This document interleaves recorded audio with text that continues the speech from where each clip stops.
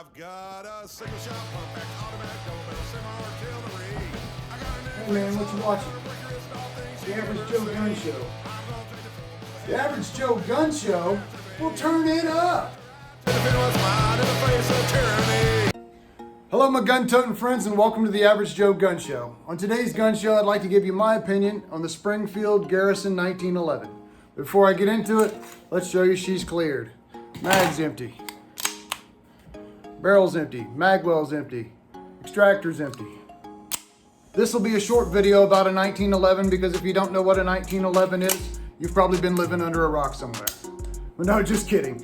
But anyway, so if you don't know, John Moses Browning invented this weapons platform like many weapons platforms, and it was adopted by the US military in 1911 and was used clear up and through the 1980s. But this is a Springfield Garrison and it just came out a couple of years ago. It comes in a full-size 5-inch or a commander size 4 1/4 inch. Comes in 45 or 9mm. You can get it in stainless or blued. And as you can see here, I got the blued version in Commander, which is a full-size grip frame with a 4 1/4 inch barrel. This one's a 9mm, and it is a fantastic pistol. Comparable size in the polymer world would be a Glock 19X or a Glock 45. I went with the 9mm to keep it uniform between the other my pistol platforms. This thing will eat 147 grains with no problem. I've went through 500 rounds of that with no issues.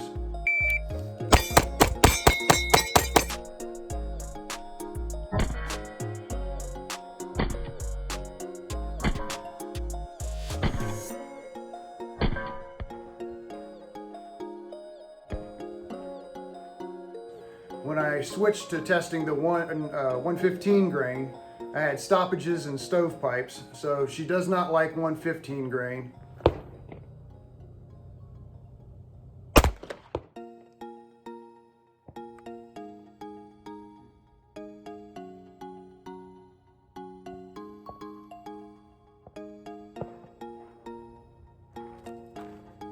.115 grain, no go.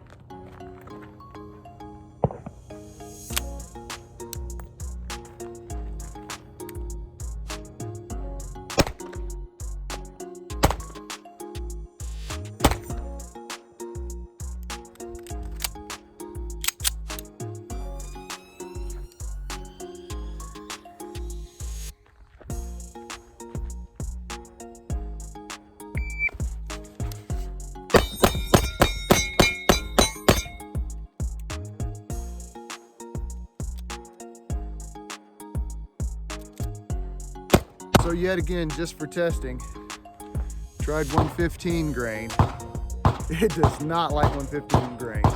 Will not feed. Right now I'm testing the 124 grain, and out of almost 300 rounds going through that, I haven't had any issues with 124. So to be universal, I might switch everything over to 124 grain 9mm.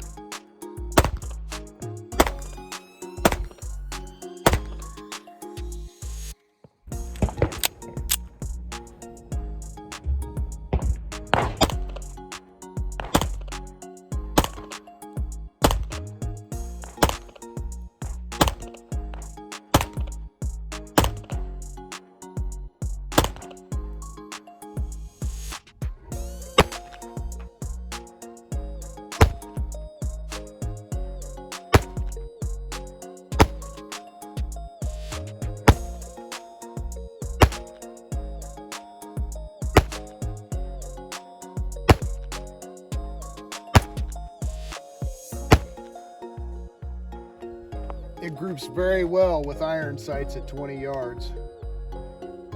Cover the shots with my hand. This is the hot salt blue finish. It's so blue, it's almost black, as you can see. That is a beautiful finish on this pistol. The top of the slide has a bead blast finish on it to reduce glare between the sights. The sights, I removed the 3-dot factory sights and installed adjustable Ken sight tritium night sights. I'll stick a picture in here to show you what it looks like in the dark.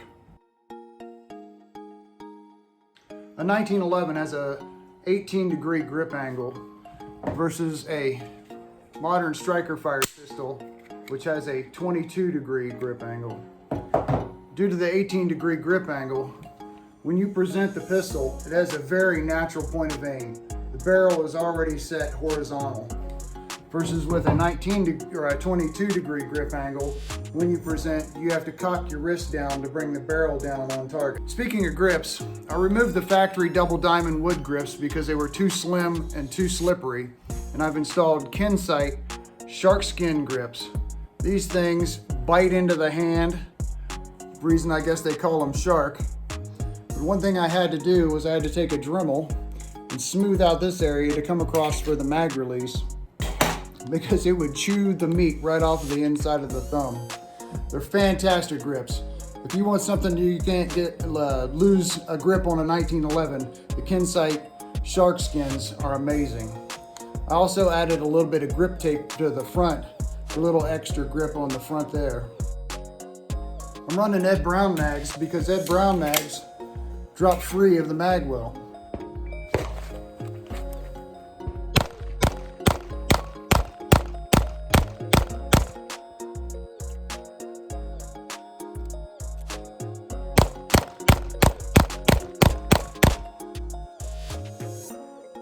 Started out with Wilson Combat mags because Larry Vickers calls them the gold standard. He would only use Wilson Combat mags.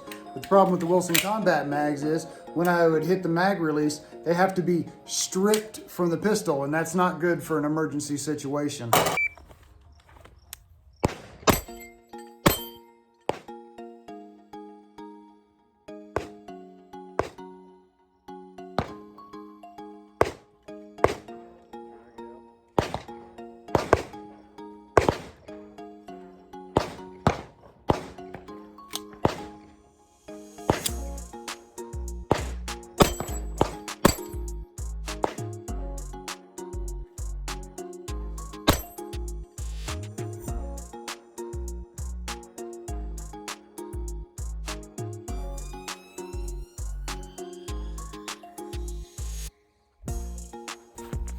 Good morning and welcome to the Average Joe Gun Show.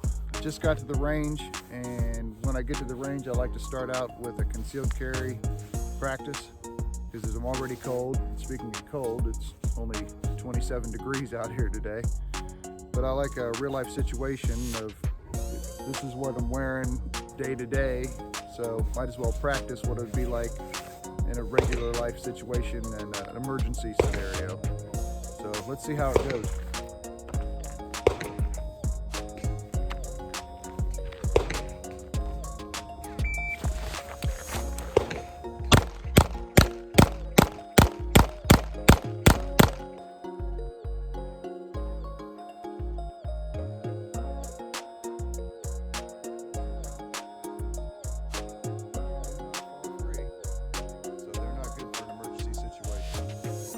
These Wilson Combat mags.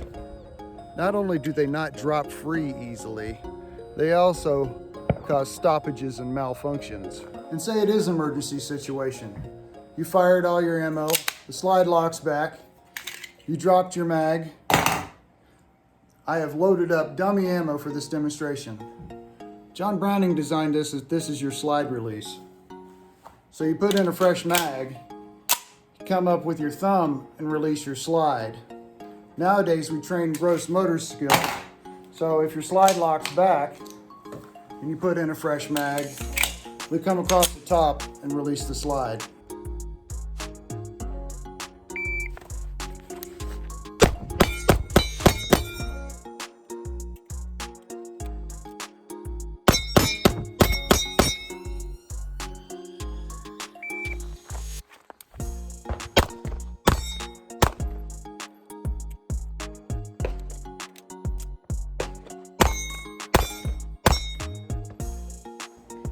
When the slide reciprocates, it cocks back the skeletonized hammer. And being that it's a 1911, this should always be carried with one in the chamber, cocked, locked, and ready to rock. When a 1911 is cocked and locked, it cannot fire. It has two safeties. It has a thumb safety and a grip safety. Your palm has to depress the grip safety, and your thumb has to disengage the thumb safety before it'll fire. Speaking of firing, the triggers on a 1911, all other pistols are compared to a 1911 trigger.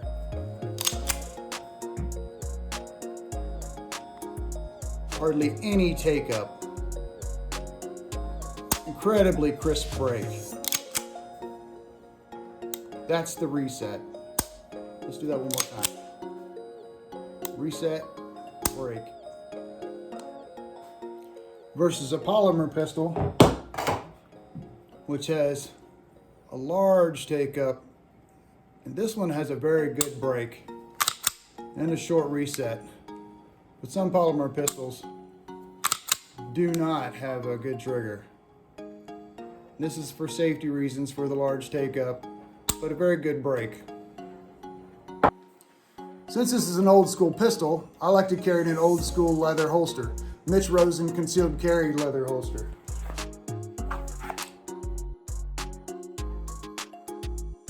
And on my left hip, I carry a Mitch Rosen leather double mag carrier for backup magazines.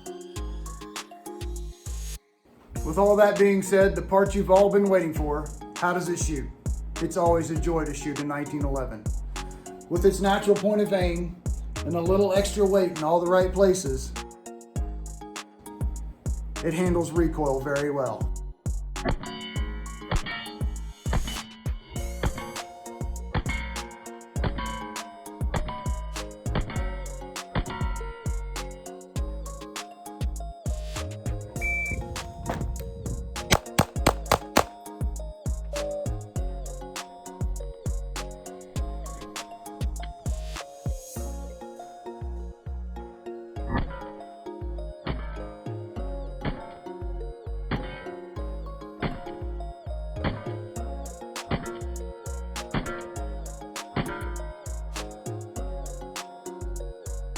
And it's always fun to shoot the pistol of one of my childhood heroes, Magnum PI.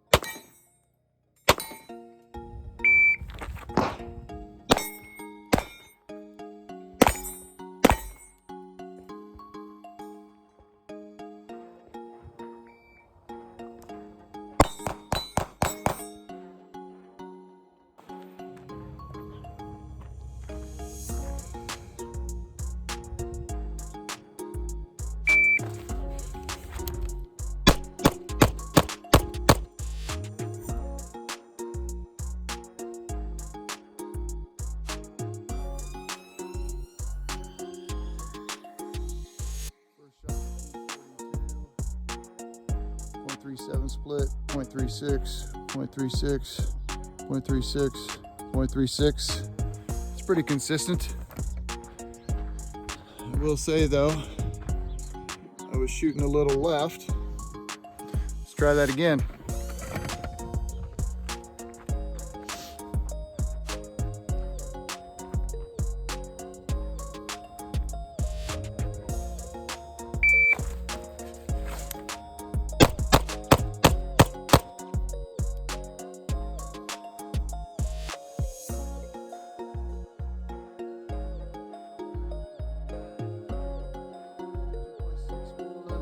Shot, 0.31, 0.38, 0.33, 0.35, 0.33.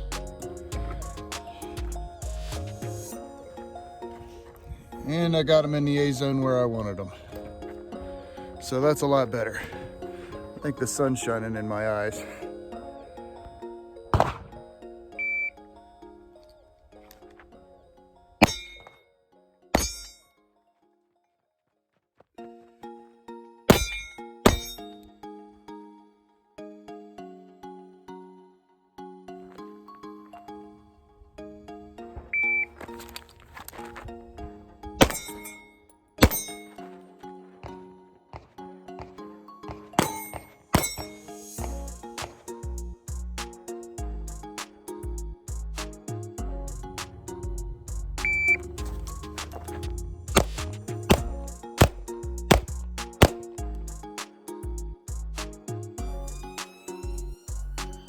It's probably the reason why over the years I've had so many variations of the 1911. If you have a Springfield Garrison, leave me a comment below on what you like or dislike about it. Don't forget to subscribe, like, and share, and ring that notification bell.